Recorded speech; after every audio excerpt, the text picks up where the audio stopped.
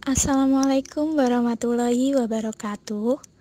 Nama saya Rizka Nurmalia dengan NIM 932308218 dari jurusan Tadris Matematika kelas C IAIN Kediri. Di sini saya akan menjelaskan tentang perkembangan biologis dan kognitif.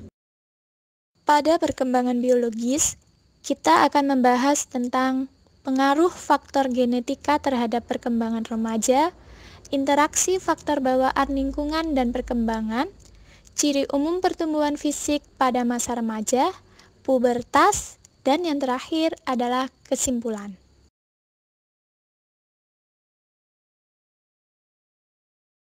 Yang pertama, pengaruh faktor genetika terhadap perkembangan remaja.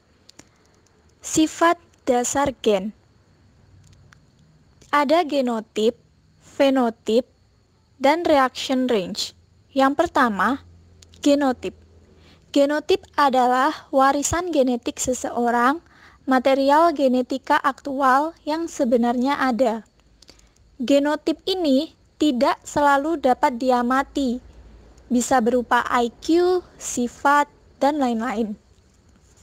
Yang kedua ada fenotip. Fenotip adalah bagaimana genotip seseorang tampil dalam ciri-ciri yang dapat diamati atau diukur. Misalnya tinggi badan, berat badan, warna rambut, dan lain-lain. Yang terakhir ada reaction range atau rentang reaksi, yaitu rentang jumlah kemungkinan fenotip untuk setiap genotip yang menunjukkan pentingnya peran pembatasan ataupun pengayaan lingkungan. Misalnya, ketika orang dengan genotip pendek, meskipun dia berolahraga setiap hari, berusaha untuk tinggi, namun dia akan tetap kalah tinggi dengan orang yang bergenotip tinggi. Metode yang dipakai para ahli genetika perilaku. Genetika perilaku atau behavior genetics adalah studi mengenai kadar dan hakikat dari landasan herediter suatu perilaku. Penelitian untuk mempelajari pengaruh faktor herediter pada perilaku itu ada dua, yaitu penelitian anak kembar dan penelitian adopsi. Pertama, kita akan membahas penelitian anak kembar terlebih dahulu. Dalam penelitian anak kembar, dimanfaatkan seorang kembar identik dan kembar fraternal, di mana kembar identik itu adalah orang kembar yang berasal dari satu sel telur dan satu sel sperma yang sama.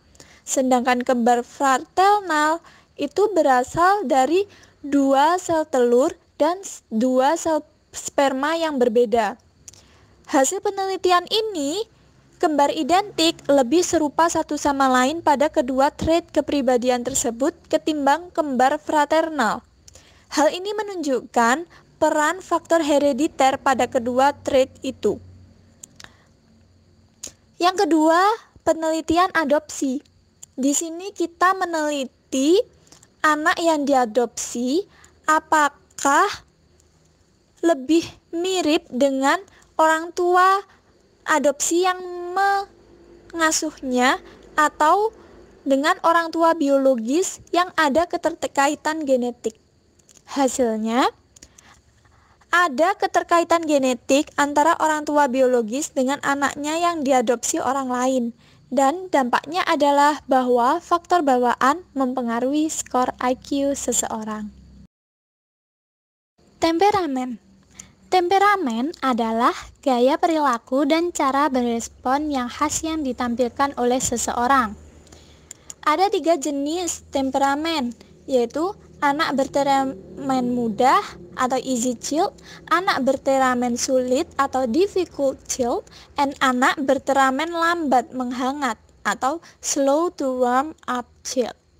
Biasanya, anak yang bertemperamen mudah itu memiliki suasana hati positif, mudah mengikuti aturan atau kegiatan keseharian umum, dan mudah menyesuaikan diri terhadap pengalaman baru.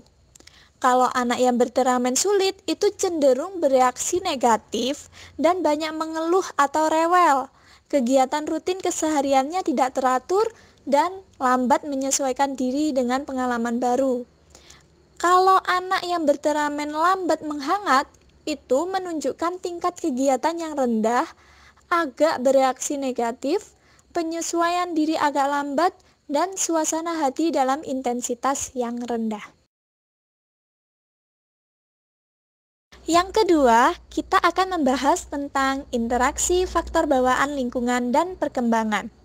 Ada 3 jenis interaksi, yaitu interaksi genotip pasif lingkungan, interaksi genotip evokatif lingkungan, dan juga interaksi genotip aktif lingkungan. Interaksi genotip pasif dengan lingkungan terjadi saat orang tua yang memiliki hubungan genetis dengan anak memberikan lingkungan pengasuhan pada anak. Kalau interaksi genotip evokatif dengan lingkungan terjadi karena genotip anak akan menimbulkan jenis lingkungan fisik dan sosial tertentu. Terus, kalau interaksi genotip aktif dengan lingkungan itu terjadi saat anak dan remaja menjelajahi lingkungan yang mereka pandang menarik dan menantang.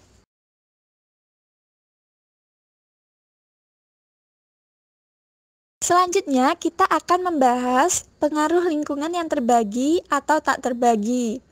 Pengaruh lingkungan terbagi itu adalah pengalaman remaja yang juga dialami oleh orang lain di lingkungannya. Misalnya, kepribadian dan orientasi intelektual orang tua mereka, kelas sosial keluarga, dan lingkungan tetangga sekitar tempat tinggal mereka. Kalau pengaruh lingkungan tak terbagi, itu adalah pengalaman unik remaja yang dialaminya sendiri, baik di dalam maupun di luar lingkungan keluarga yang tidak dialami oleh kakak atau adiknya. Kesimpulan dari interaksi faktor bawaan lingkungan dan perkembangan yaitu baik gen maupun lingkungan diperlukan bagi remaja meski hanya untuk sekadar ada di dunia. Faktor bawaan dan lingkungan bekerja sama untuk menghasilkan kecerdasan, temperamen, tinggi badan, berat badan, dan lain-lain. Tanpa gen, tidak akan ada remaja. Tanpa lingkungan, tidak akan ada remaja juga. Ketiga, yaitu ciri umum pertumbuhan fisik pada remaja. Ada 4 kurva tumbuh kembang. Yang pertama yaitu pertumbuhan fisik umum, kedua, organ reproduksi, ketiga, otak dan kepala, dan yang keempat, yaitu kelenjar limfoid. Faktor-faktor yang mempengaruhi kurva pertumbuhan, yang pertama itu faktor mencari sasaran atau penstabilan diri. Dalam keadaan terhambat penyakit atau nutrisi yang buruk, pertumbuhan individu seringkali dapat kembali mencapai kondisi seharusnya setelah kondisi negatif tersebut diatasi. Yang kedua, kecepatan kematangan yang berbeda terjadi pada bagian-bagian tubuh yang berbeda.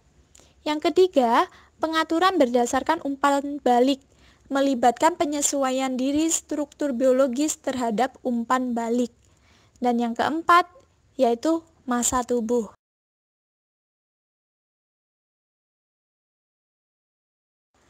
Selanjutnya kita akan membahas pubertas. Pubertas adalah perubahan cepat pada kematangan fisik yang meliputi perubahan tubuh dan hormonal yang terutama terjadi selama masa remaja awal. Faktor-faktor yang berperan dalam terjadinya pubertas itu ada 3, yaitu faktor genetik, faktor massa tubuh, dan faktor mutu makanan.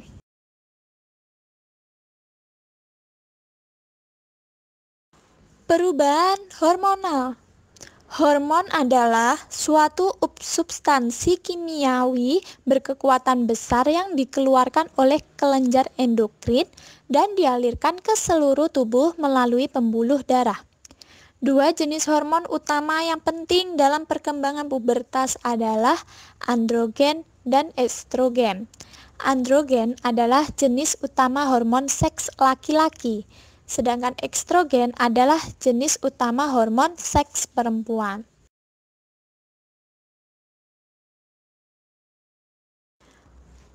Perubahan fisik.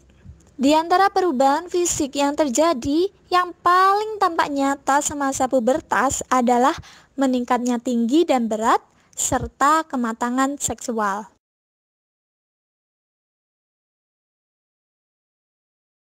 Kesimpulan yang dapat kita tarik dalam mempelajari perkembangan biologis ini, yaitu dikatakan bahwa masa remaja berawal pada biologi dan berakhir pada budaya. Memang, perubahan biologis di awal masa remaja tampak dramatik dan akrab bagi kita semua.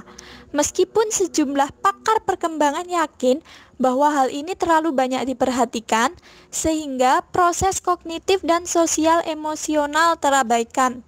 Pubertas membawa perubahan meluas pada tubuh kita dan mengubah cara berpikir kita mengenai diri kita sendiri, serta bagaimana cara orang lain berinteraksi dengan kita. Lanjut ke perkembangan kognitif ya.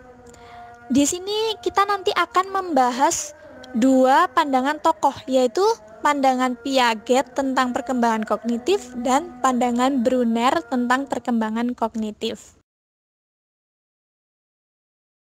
Pandangan Piaget tentang perkembangan kognitif.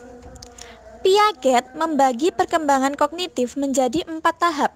Yang pertama yaitu tahap sensori motorik, biasa terjadi pada anak berumur 0-2 tahun.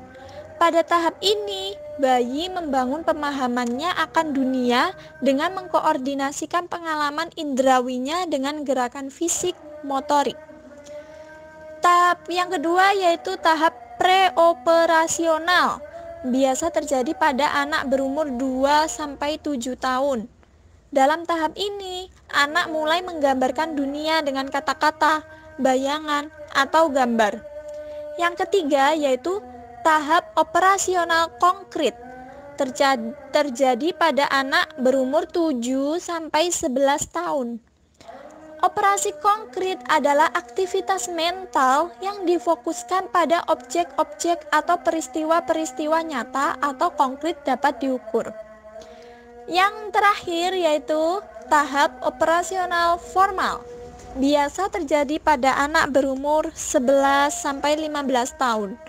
Pada tahap ini, anak sudah mulai berpikir abstrak dan hipotesis.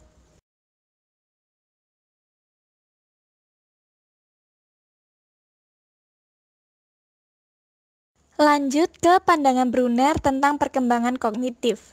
Berbeda dengan Piaget, kalau Piaget tadi membagi perkembangan kognitif menjadi 4 tahap, Brunner hanya membagi menjadi 3 tahap, yaitu tahap enaktif, tahap ikonik, dan tahap simbolik.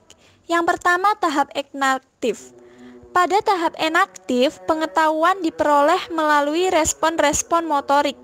Anak mulai memahami lingkungannya. Pada tahap ini, anak memulai memahami lingkungannya melalui gerakan atau aksi. Yang kedua yaitu tahap ikonik. Pada tahap ikonik, pengetahuan lebih banyak berasal dari gambaran imajinatif. Anak membawa informasi yang didapatnya melalui imaginary. Karakteristik tunggal pada objek yang diamati dijadikan sebagai pegangan, dan pada akhirnya anak mengembangkan memori visual. Dan yang terakhir yaitu tahap simbolik. Pada tahap ini, pengetahuan lebih banyak berasal dari kata-kata yang berubah-ubah, simbol matematika, dan simbol sistem. Remaja mampu menyusun gagasannya secara padat. Pada tahap ini, anak sudah memahami simbol, sehingga mereka sudah dapat memaknai sebuah simbol.